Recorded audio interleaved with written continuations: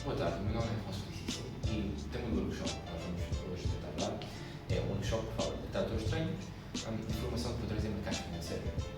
Como nós já tínhamos visto nos workshops anteriores, um sistema dinâmico é basicamente um sistema que tem variáveis que variam ao longo do tempo, segundo regras matemáticas determinísticas e à partida são bastante simples, mas que no limite vão gerar consequências que nós chamamos de caóticas, consequências não lineares e consequências de múltiplos equilíbrios, ok?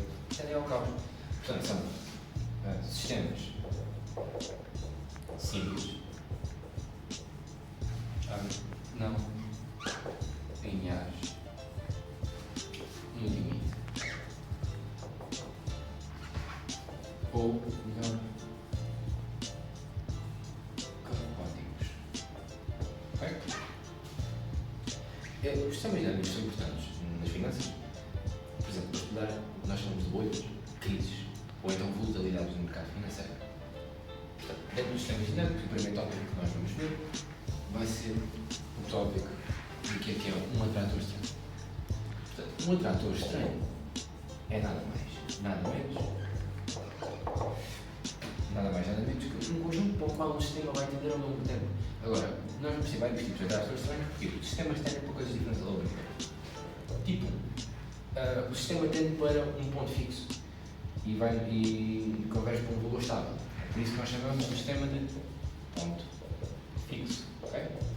Tipo 2. Um atrator estranho. Tipo 2 é um atrator de ciclo limite, quer dizer que varia periodicamente como são as diretas a trabalhar com as funções trigonométricas. Okay?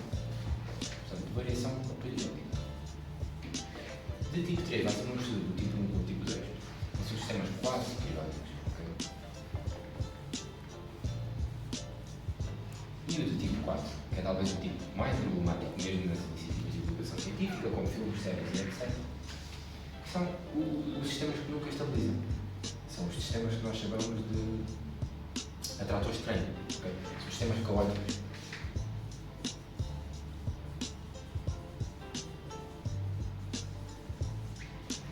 No atrator estranho tipo 4, o exemplo clássico que nós damos e é o exemplo fundamental de sistemas dinâmicos é o chamado sistema de Classic Lorenz. Okay?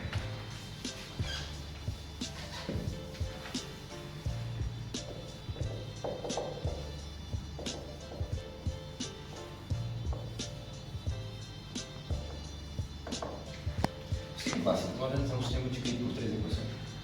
Okay?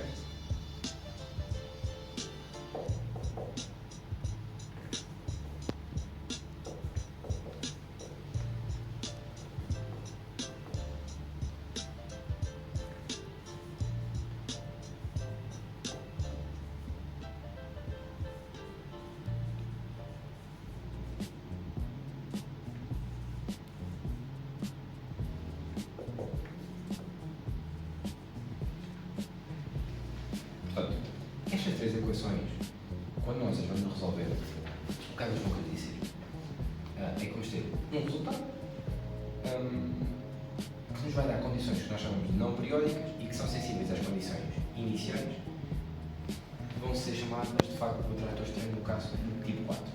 Okay? Em termos financeiros, isto vai querer dizer que vamos ter pequenos choques iniciais, que no presente, no início, não vão parecer quase nada, mas que no futuro vão gerar, por exemplo, enormes movimentações a nível de preços e que vamos ter uma volatilidade que no longo prazo vai ser deterministicamente caótica. Okay? E aqui sim eu vou exemplificar-vos com uma representação gráfica clássica que nós vamos chamar de diagrama de Dodds Butterfly 3D, que é muito usado em mercados financeiros. Okay? Portanto, um exemplo clássico é diagrama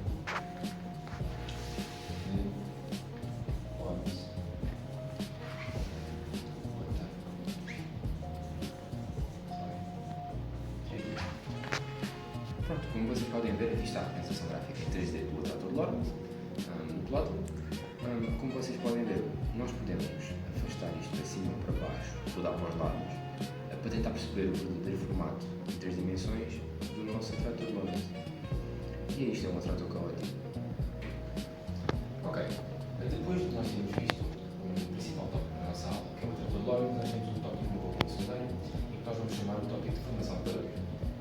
Formação de padrões, mais uma vez, tem a ver com sistemas que têm condições bastante simples,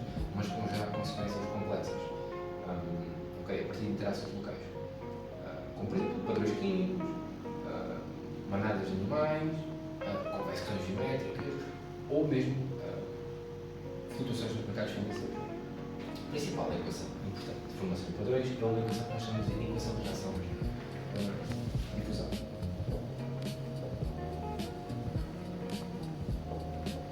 A equação de reação difusão é uma simples equação diferencial dada pelo seguinte.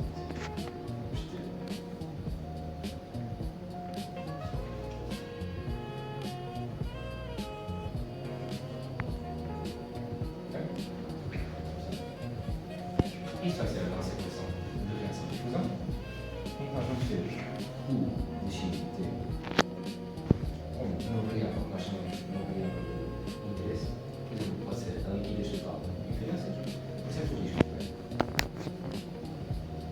Liquidez total ou risco. Depois nós vamos ter uma segunda parcela muito importante da equação, e que nós chamamos da parcela de difusão. Pode ser, por exemplo, o capital que se move entre os mercados.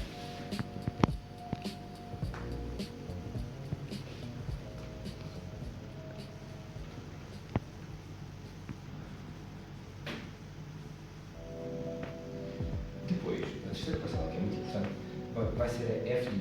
F de U é a parcela que tem a ver com a reação local do sistema dinâmico, do sistema de mercados financeiros. Tem a ver com o feedback dos agentes. Pode ser, por exemplo, a margem garantida do estoque.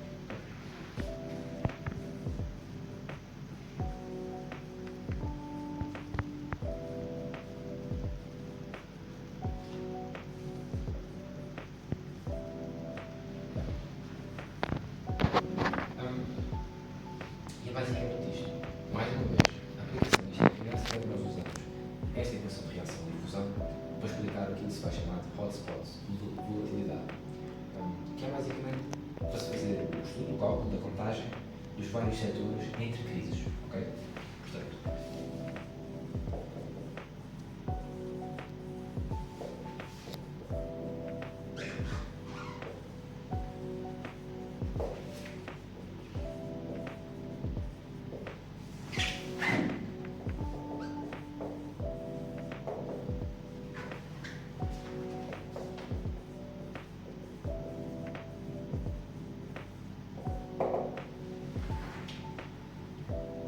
depois de perceber o que é essa reação de difusão e o significado conceptual e da exemplificação da mesma, nós vamos partir para um terceiro tópico.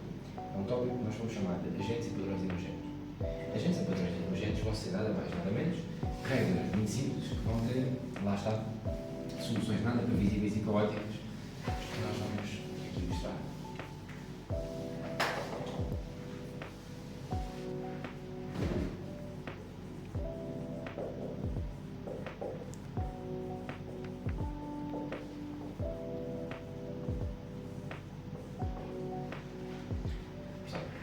As condições iniciais vão ser simples.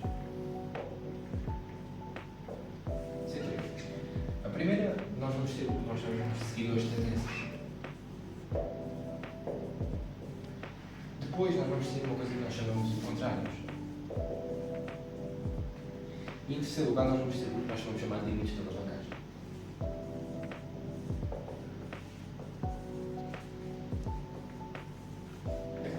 Tudo isto vai gerar os três resultados seguintes por ordem respectiva.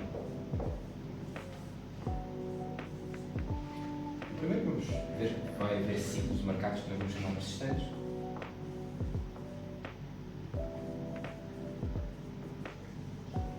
Depois nós vamos ter crises localizadas.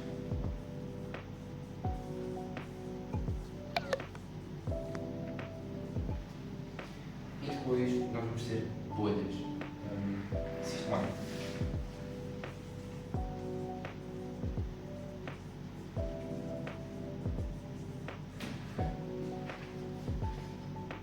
E aqui o principal exemplo destes agentes padrões emergentes, em que nós temos condições iniciais e resultados, vai ser uma coisa que nós vamos chamar de um mapa de calor de risco por setor. Quanto ao mapa de calor de risco por setor, nós vamos exemplificar o mesmo na respectiva apresentação do PowerPoint.